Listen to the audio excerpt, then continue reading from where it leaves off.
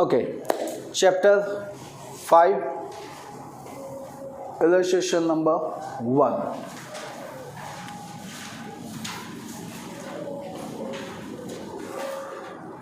देखते हैं क्वेश्चन में क्या बोला है.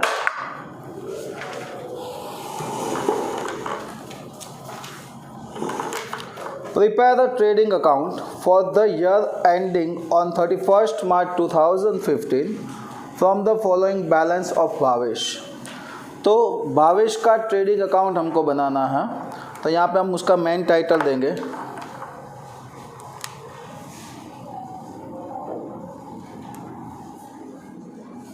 Trading account of Bhavesh for कौन से ईयर का है, द ईयर एंडिंग, बोलिए 31st मार्च 2015. अब इसकी स्पेसिमेन बनाएंगे, यानी कि table. Particulars, amounts, particulars and amounts. This is a credit side and this is a debit side.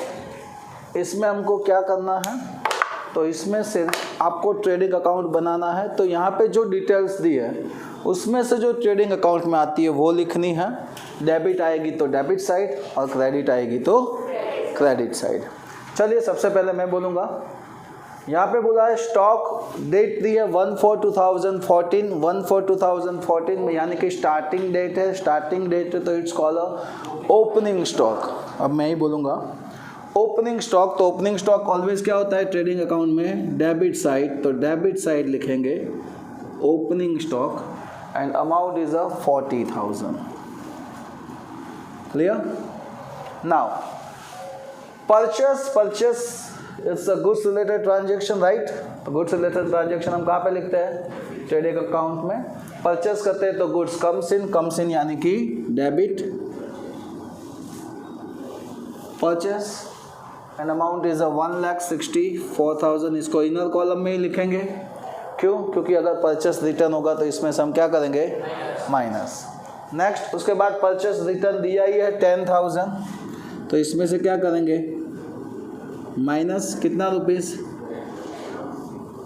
1,54,000. क्यों सर माइनस किया, तो आप बुक में देख सकते हो कि परचेस रिटर्न क्रेडिट साइड दिया है. देखो कौन सी साइड दिया है, क्रेडिट साइड की कोई भी अमाउंट हम डेबिट साइड लिखते हैं, क्रेडिट साइड की कोई भी अमाउंट हम डेबिट साइड लिखते हैं तो वो माइनस करके लिखी जाती है, और डेबिट साइड की कोई भी अमाउंट हम क्रेडिट करके लिखते हैं तो भी क्या करते हैं, माइनस. यानी कि साइड चेंज करना है तो माइनस होगा. Are you understand. So purchase में से परचेस रिटर्न माइनस होता है, इसलिए माइनस किया. और दूसरा यहाँ पे क्रेडिट दिया था.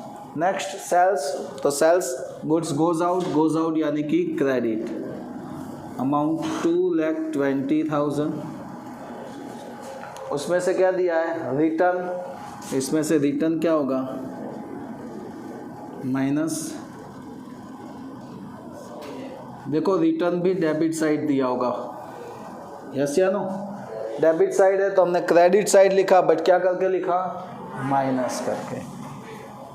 नेक्स्ट उसके बाद क्या दिया है, wages. Wages is a one type of purchase expense. Expense क्या आएगा, परचेस एक्सपेंस कहाँ पे लिखा जाता है, लास्ट बोला था ट्रेडिंग अकाउंट के डेबिट साइड.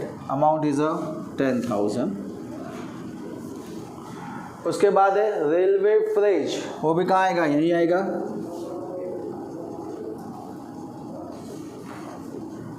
कितना है, 8,000. Next last one is a carriage inward.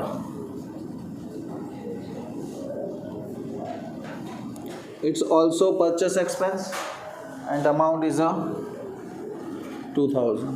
अब ऐसा सोचोगे कि सम हो गया, बट अभी बाकी है. इसके नीचे एक एडजस्टमेंट है. देखो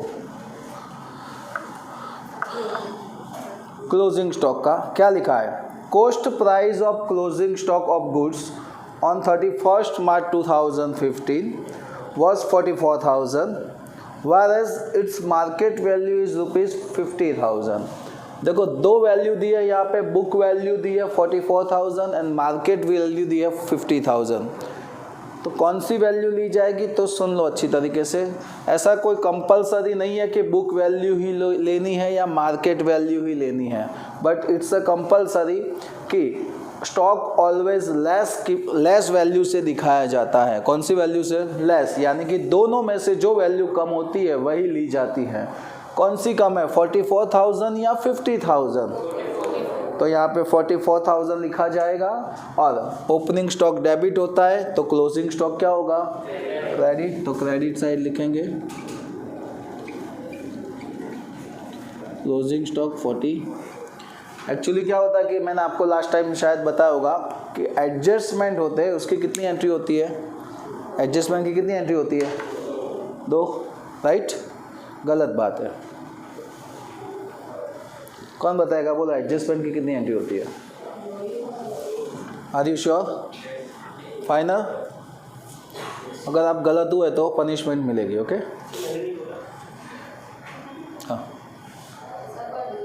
एडजस्टमेंट की कितनी एंट्री होती है कुछ नहीं बोला जा सकता। एडजस्टमेंट की 2 एंट्री हो सकती है, 3 होती है, 4 होती है, 5 होती है, 6 होती है, 7, 8, 10 तक भी हो सकती है, नॉट फाइनल। बट ये बोला जाता है कि एडजस्टमेंट में जितनी अमाउंट हम डेबिट करते हैं उतनी अमाउंट हम क्या करेंगे। एक एग्जांपल दे रहा हूँ, आप बोल रहे हो ना 2। चलिए, 20,000 का गुड्स फायर में जल गया, इंश्योरेंस कंपनी ने 80% अमाउंट देने का प्रॉमिस किया है। सो गुड्स कितने का गया, गुड्स गोज आउट, यानी कि परचेस में से क्या करेंगे, माइनस। इंश्योरेंस कंपनी के पास से कितना लेना है, 80% बैलेंस शीट में आएगा, यस या नो, रिसीवेबल हुआ ना। और कितना हुआ 80%, यानी कि 16,000, यस या नो। 4,000 का क्या हुआ, लॉस कहाँ पे लिखते हैं, P&L के डेबिट साइड। आई 3 एंट्री, आप तो 2 ही बोल रहे थे, कितनी बोल रहे थे, कितनी आई? तो ऐसा नहीं बोला जा सकता कि एडजस्टमेंट की 2 ही एंट्री होती है, बट ये बोलो जितनी अमाउंट हम डेबिट करते हैं उतनी अमाउंट हम क्या करेंगे, क्रेडिट करेंगे ऑलवेज, ओके। नाउ सो अब इसका टोटल बाकी है, टोटल करेंगे ना, प्रॉफिट फाइंड करेंगे।